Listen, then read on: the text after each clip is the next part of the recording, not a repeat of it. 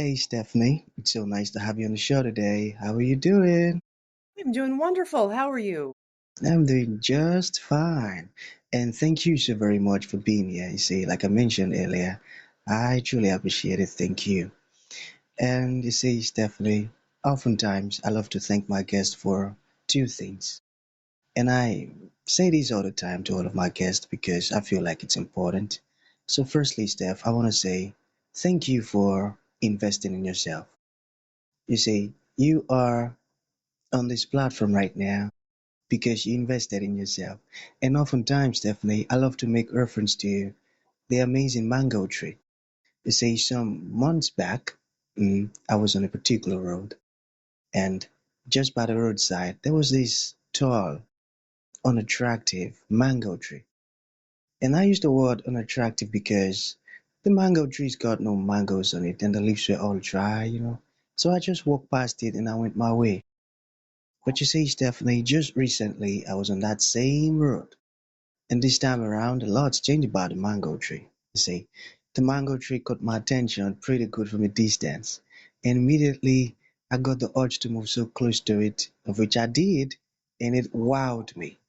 Because now the mango tree's got a lot of mangoes on it, beautiful green leaves and healthy branches. Oh boy, it was a beautiful moment that day. I was so excited, special one at that. I kept staring at the beauty of the fruit, the branches, the leaves. Beautiful. Here is my point. The fact that you dedicated your time, energy, and resources to becoming the amazing Stephanie that you are today, that alone has made it really impossible for me to skip you.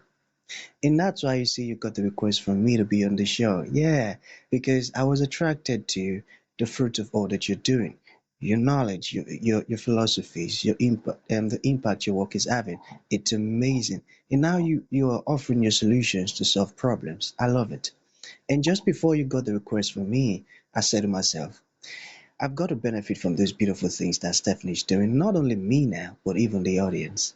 And here we are today with the amazing Stephanie. Thank you so very much for investing in yourself. And secondly, thank you for saying yes to the invite. Because if you had said nope, there was nothing I could do about it. Thank you so very much. Well, as I Thank you. say, everything is a collaboration. Mm, that's right. I can't help you if you don't fully invest in yourself. True. That's so true. Beautiful. Okay, so let's get started. You see, Stephanie, I'm quite excited to have you on the show today for some reasons. Firstly, my interest in knowledge seeking.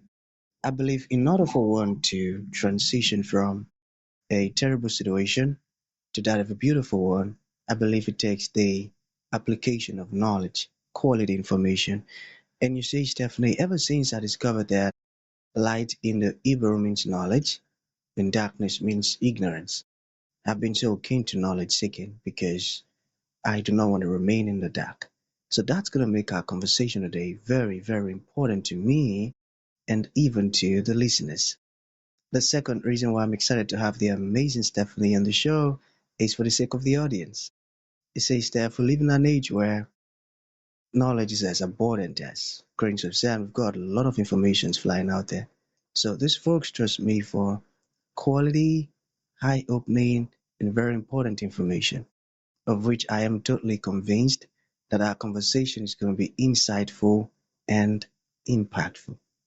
So for that reason, Stephanie, let's get started with your introduction. Talk to us about your personal or professional journey. Because right now, we are so curious. We want to know how Stephanie got here. Then afterwards, I've gotten some beautiful questions for you. Okay, Steph, over to you. Well, my journey was not planned. I started out wanting to be a fine artist. And as all of my peers decided that they were going to give up their creative ambitions and go to law school or med school or business school, I kept going. I accepted that to be an artist, I had to live on not very much money. I had to get my furniture out of dumpsters. I had to be really creative. I had to find a job that could pay my overhead, keep my overhead low, and keep making art. And I did that for more than 20 years. And I learned a whole lot by doing that. But at a certain point, it no longer became possible to support myself and my family with art. And I had learned enough about what the fine art world is actually like behind the scenes that I realized I couldn't keep my integrity and stay in this world. That my reason for making art is to help people heal. And for 20 years, I also kept my lights on and paid my rent as a massage therapist. And I learned how people heal. I learned how your environment affects your body and your nervous system. And if your nervous system is stressed out, your body cannot heal. It literally stops the healing processes in your body. So when I left the art world, I had to make some money. The world was in a recession. There were no jobs that were going to support my family. So I realized I had to learn some business skills. I had to learn marketing. And as I built a massage practice and stopped making art, my massage clients said, "Hey, Stephanie, I love that painting. I love your space. Would you do something like that in my space?" And I said, "No, I don't do that anymore." And they said, "Here's a down payment." And I said, "Okay, I will do that."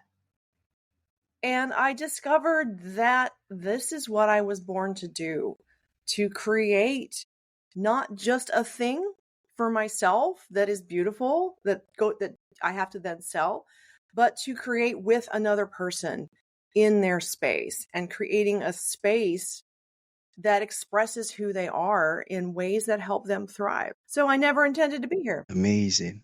Amazing. Thank you for sharing that with us. And the fact that you used the word you discovered your purpose, that's a beautiful one. And I love the fact that you are so clear on that. That's a good one. So, what is neurodiversity and how does it relate to sensory sensitivity? You get it? That is a very good question. Yes. Our brains are all different. We all experience the world in different ways. And we tend to assume that the way we're experiencing reality is the way everyone around us is experiencing reality. And that is very much not true. Our brain is not a reality detector. It's a survival machine. And your brain is giving you the input that it decides you need in order to stay alive. And your brain is created by your genetic information, your environment, and your experience. People with different genetics, different experience, and different environment are going to be getting very different messages from their brain, and they assume that that is what everyone is experiencing. So this creates conflict, it creates misunderstanding, it creates stress when people can't get along or when your environment is causing your brain to feel threatened. And when you understand that, when you understand how your own nervous system is working, you can start to communicate better. You can start to adjust your environment so that it's giving you the messages that you need to feel confident, to feel powerful, to feel focused. And your focus, your relationships, and your health are going to improve. Now, Powerful. I most got that. people, huh? You wanted to say something. Go ahead, please. Sorry for interrupting. No. I tend to talk a lot. Most people have nervous systems that we call neurotypical. Our nervous systems fall within a certain range of perception, sensitivity, and attention. People who are neurodivergent have nervous systems that are much more different than the average person. They may be very highly sensitive in some senses, over responsive. They may be under responsive. Their brains may pay attention to different things. They may not pick up on social cues. They may be fascinated with things that do not interest most people. We call those people neurodivergent. And that includes people on the autism spectrum. It includes people with ADHD, with conditions such as OCD. And there are also people who are not considered neurodivergent, but whose nervous systems are more highly responsive. They take in more information, they perceive more things, and so they're more easily overwhelmed. Those people will tend to empathize more easily. They'll tend to even sometimes take on other people's feelings as if they were their own. So those people, highly sensitive people, can be the best people to understand neurodivergent people because they're tuning in to the other person's experience. And so I create spaces that work for everyone, neurodivergent, neurotypical, and highly sensitive, and help everyone be comfortable in the same space. Beautiful. That's a great one. And now you just opened my eyes to some beautiful stuff. See, I tell you. Thank you for sharing that. Okay, we still have some questions here. You were talking earlier about environment and the importance. So, how does one's environment affect focus, learning, and healing? There are so many things that we put in our environment by default. Things like our lighting fixtures, our acoustics, the way that the walls bounce sound, things like visual clutter and chaos. All of those things, if they are not within a certain range, will cause your brain to get tired. Things like clutter will cause your brain to get so overwhelmed that you can't focus or make a decision. Certain types of light fixtures make it really hard for our brains to get an image in our visual cortex, particularly if we are neurodivergent. A lot of chaotic noise can be physically and mentally draining. And then things like nature, plants, can be very restorative because you and your mango tree, that's the perfect example that we are part of the natural world.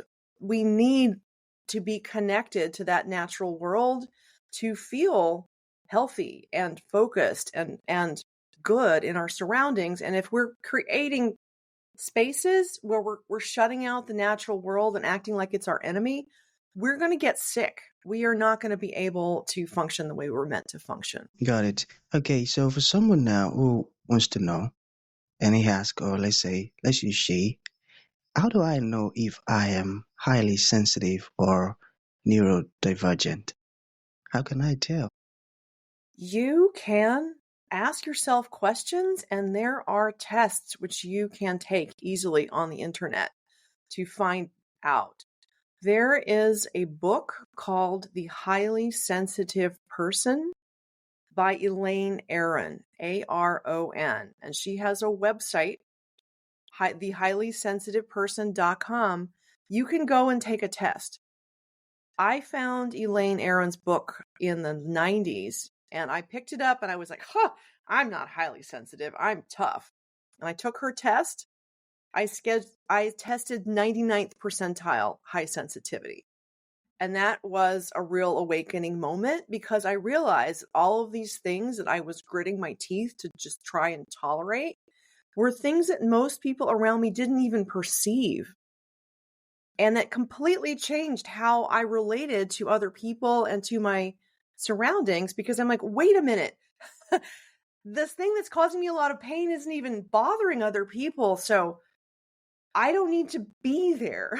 I can take care of myself and go somewhere else where I'm feeling not so overwhelmed. There are also tests you can take to find out if you are neurodivergent. You can type that into Google, autism test. You'll find a lot of them. You can also go to see a doctor if you suspect that you might have a different brain. There are many doctors that will refer you to someone who can give you a test. Awesome. Thank you for sharing that book title with us. Okay, so two more questions to go. So, how can one's home contribute to healing? like your space. When your home is tuned to who you are, it can give you signals on many, many levels that you are safe, you are valued, you are unique, you have your own story. When you start to assess how your nervous system works and you start to map your surroundings and really ask yourself, how do I feel when I walk in the door? What am I smelling? What am I seeing? What am I feeling in my body? What are these things doing to me? And I'm working on a book where I take you through this process. And when you become conscious of what the signals are in your environment, you can change them. You can remove the clutter in your surroundings, or you can have a level of visual input that makes you feel powerful and grounded. You can adjust the amount of noise in your space. You can get ear canceling headphones. You can get noise mitigation on your walls. You can actually tune your environment to help your nervous system feel safe. Because when your nervous system feels safe, that is when your nervous system repairs your body. It goes after disease. It goes after cancer cells. It tunes, it does maintenance when you feel safe. When you're always anxious, your immune system actually shuts down. So you want your space to tell you that you are safe, you are loved, and you are a fascinating, unique individual. Awesome. These are beautiful stuff to say, and I never knew that. Thank you for sharing that with us, Stephanie. That's awesome. Okay, so to bring this to an end, Steph, what would you like to leave the audience with, like a final thought? And to those folks who would like to reach out to you, learn more about everything we've discussed, or even ask questions, how can that be possible? Yes, to find out more, to connect, just go to my website at practicalsanctuary.com. You can find me on LinkedIn at Practical Sanctuary. And what I want to leave you with is that you have everything you need. It's all in your surroundings and in your own mind. You don't need to change.